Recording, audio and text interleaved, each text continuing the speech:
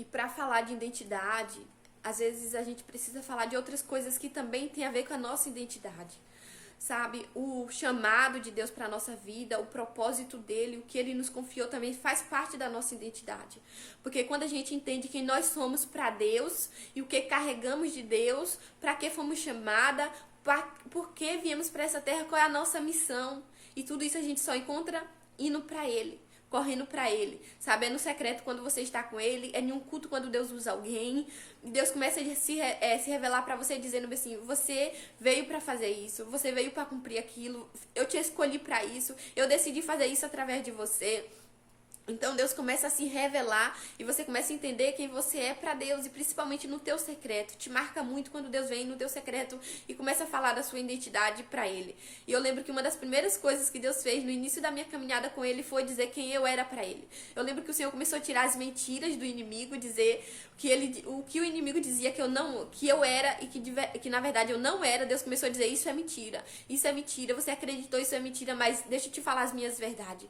E o Senhor começou a falar quem ele era pra mim, o amor dele por mim, e dizer o que eu era pra ele, e dizer o amor que ele tinha por mim, que não era um amor como as outras pessoas me amavam, era um amor verdadeiro. E o Senhor começou a abrir o coração pra mim e falar dessa identidade. Eu lembro que uma das primeiras coisas foi a minha identidade em Deus. Eu tive ela foi uma restauração, foi uma renovação, na verdade, porque eu não tinha identidade nenhuma, eu não me via com uma identidade, ela existia, Deus já me via e eu não tinha acesso a ela, era como se eu tivesse uma identidade e eu não tinha pego.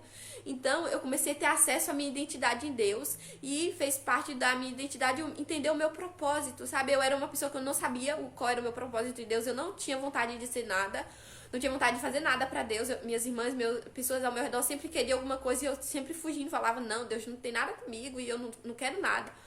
E até que um dia, ali no quarto, Deus veio se revelando pra mim, falando o que eu deveria fazer pra ele, qual eram os planos dele pra minha vida, qual era a missão, qual era o propósito. E eu acho muito lindo que Jesus e João Batista, eles vieram aqui para a Terra para cumprir um propósito de Deus. Só que eles vieram para cumprir propósitos diferentes. Imagina que João Batista, ele veio só para anunciar o reino de Deus. E Jesus veio para manifestar o reino de Deus. Mas imagina só que João Batista, ele não deixou de anunciar o reino só porque o chamado dele era menor que o de Jesus. Sabe? Imagina, João Batista poderia falar assim para Deus, ah, Deus, não vou não, só vou anunciar, tipo, ficar lá no deserto, me queimando naquele sol quente, só pra dizer bem assim, olha gente, se arrependam porque vai chegar o reino dos céus. E batizar pessoas nas águas, ter todo esse trabalho e não ser aplaudido pelas pessoas porque é algo tão simples. Não, Deus, eu quero algo mais glorioso, eu quero ser como os profetas de antigamente, eu quero que o Senhor me dê poder como Elias, eu quero ressuscitar mortos, eu quero multiplicar pães, eu quero fazer e acontecer. Não. João Batista aceitou o que Deus tinha colocado nas mãos dele. João Batista olhou e falou, que precioso isso, eu vou anunciar o rei, eu vou anunciar o reino, sabe? Ele não desprezou o que ele tinha nas mãos dele, o que Deus tinha confiado para ele. Mas quando Jesus também vem, Jesus não abre mão do que Deus confiou para ele. Era grandioso, tinha todo um trabalho, sabe? Jesus tinha que estar sensível, Jesus tinha que pagar um preço, Jesus tinha que jejuar, Jesus tinha que ir pro deserto. E Jesus entendeu, eu preciso cumprir meu propósito, eu sei que é grande, eu preciso fazer o que o meu pai me ordenou. E Jesus também não abriu mão do propósito dele, que era manifestar o reino de Deus para as pessoas, trazer o reino manifesto. E essa comparação é muito linda que o Senhor me deu ela e Deus falou comigo bem assim, olha qual é a diferença do propósito deles dois. E olha como os dois foram fiéis ao meu propósito, porque muitas das vezes, eu e você, a gente despreza o propósito que Deus nos deu porque a gente quer o dom do outro. A gente quer o que o outro faz, a gente quer cantar como o outro, quer pregar como o outro, quer fazer até a nossa adoração, às vezes a gente quer adorar como o outro. E Deus quer uma coisa verdadeira da nossa essência que foi colocada em nossas mãos. Todos nós temos talentos, todos nós temos um propósito de Deus. O Senhor nos confia talentos a todo mundo. Então devemos buscar no Senhor qual é o meu propósito, qual é o meu talento, Pai. E não tem erro, gente. O único caminho é você ir diretamente no Pai. Sabe? Não é em terceiros, não é o teu pastor que vai te falar quem você é, não é o teu familiar, ainda que eles possam sugerir, uau, você canta bem, você fala de uma forma diferente. isso não define o teu propósito. Você tem que correr pro teu secreto, para o teu Deus, e é ele quem vai te dizer, filha, você vai fazer desse jeito. Eu lembro que no início foi assim comigo. Foi no secreto, foi no quarto. Ninguém nunca tinha falado o que eu iria fazer, e o Senhor ali começou a dizer, uma pessoa só falou que eu iria fazer algo assim grandioso, mas ele não deu nem detalhes.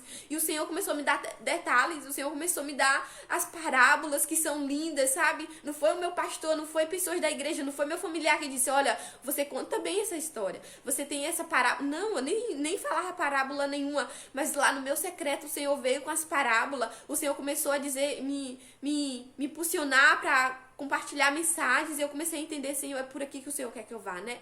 Então eu comecei a entender, ainda que seja pouco aos meus olhos, é colocando na mão dele que vai se multiplicar. É meus 5 pães e 2 peixinhos que eu entrego para ele, sabe? Então não deixa de fazer só porque você acha pouco o que Deus te deu. Não despreza. João Batista foi fiel ao que Deus entregou na mão dele. Ele não desprezou, ele foi fiel a Deus. E ele achou um privilégio. Ele olhou e viu que privilégio, vou anunciar o rei, o meu Senhor. Ele foi fiel a Deus, ele foi fiel a Jesus. Ele teve prazer em fazer aquilo. E ele foi um homem que agradou o coração de Deus, porque mesmo no pouco foi fiel ao Senhor, sabe? Talvez eu e você abriria mão. Talvez eu e você olharia e dizia, não, eu não vou querer, é pouco demais, eu quero fazer o que os outros fazem, eu quero fazer obras, sinais, maravilhas. Não, porque eu não posso ser como o Jesus, porque eu não posso pregar como o Jesus, porque eu não posso manifestar o reino, eu não quero só anunciar o reino, eu quero manifestar.